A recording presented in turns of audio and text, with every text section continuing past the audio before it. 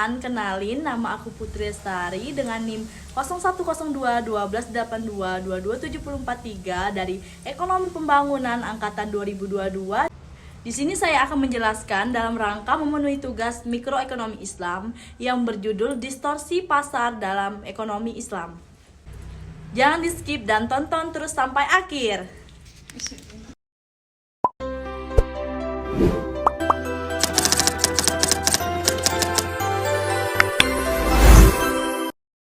Sebelum masuk ke pokok materi pembahasan, di sini saya akan menjelaskan terlebih dahulu apa sih yang dimaksud dengan pasar.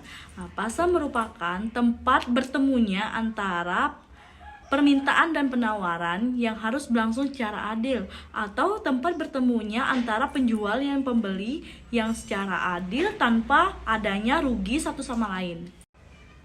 Seperti judul yang sudah saya beritahu pada di awal tadi, yaitu tentang distorsi pasar dalam Islam. Nah, di sini saya akan menjelaskan terlebih dahulu apa sih yang dimaksud dengan distorsi pasar. Distorsi pasar merupakan kondisi pasar yang tidak seimbang di mana terjadi hal-hal yang mengganggu mekanisme pasar yang sudah tersusun dengan rapi. Setiap hal pasti memiliki penyebab kan? Nah, sama halnya dengan distorsi pasar. Distorsi pasar itu sendiri terjadi apabila dilakukan oleh komponen pasar itu sendiri dalam rangka memperoleh keuntungan yang lebih cepat dan lebih banyak, namun di sisi lain merugikan komponen pasar yang lainnya.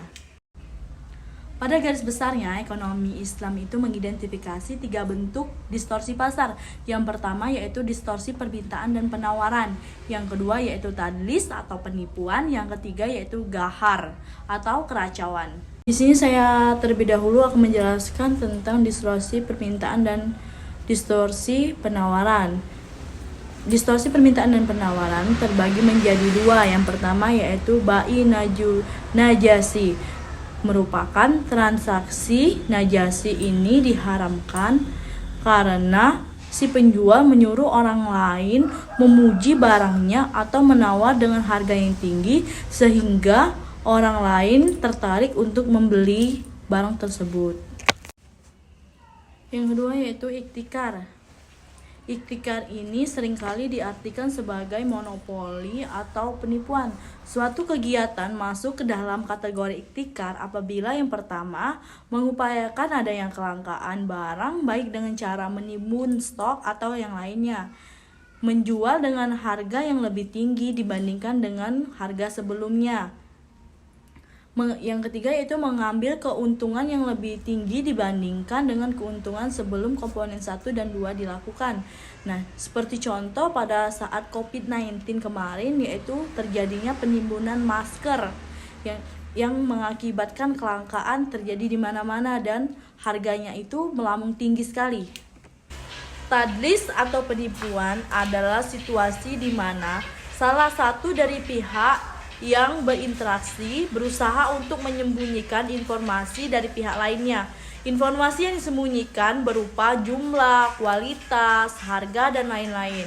Dalam contoh kehidupan sehari-hari yaitu dalam mencurangi timbangan saat kita berbelanja kebutuhan pokok.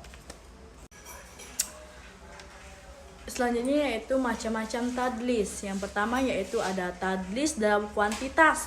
Contohnya menjual baju sebanyak 1 kontainer karena jumlahnya dan tidak mungkin untuk menghitung satu demi satu. Penjual berusaha melakukan penipuan dengan mengurangi jumlah barang yang dikirimkan kepada pembeli. Yang kedua yaitu tadlis dalam kualitas. Contohnya yaitu pedagang menjual 1 komputer dibekali dengan kualifikasi Platinum 2 dalam kondisi 80% baik dengan harga 3 juta. Pada kenyataannya, tidak semua penjual menjual komputer bekas dengan kualifikasi yang sama dengan harga yang sama. Kebanyakan penjual yang lainnya menjual dengan kualifikasi yang sama tapi menjualnya lebih mahal. Yang ketiga ada tadlis dalam harga. Contohnya yaitu misal penjual tahu persis ia tidak akan mengirimkan barang itu besok, tetapi dia berjanji kepada pembeli menjanjikan bahwa barang itu akan dikirim besok hari. Dalam Islam, gharar memiliki arti melakukan sesuatu secara maruk atau tanpa melihat yang mencukupi ataupun sekalinya pun beresiko, tidak akan memikirkan konsekuensinya. Jual beli gharar ialah suatu jual beli yang mengandung ketidakjelasan atau ketidakpastian. Gharar terdapat dalam yang pertama yaitu barang yang diperdagangkan belum ada. Yang kedua, penjual tidak dapat menyerahkan barang. Yang ketiga yaitu penjualan barang dilakukan dengan cara penipuan untuk menarik pembeli. Yang keempat yaitu kontrak tidak jelas sehingga menggiring pembeli kepada praktek penipuan. Itulah penjelasan dari saya tentang distorsi pasar dalam Islam. Kurang dan lebihnya mohon maaf. Bye-bye.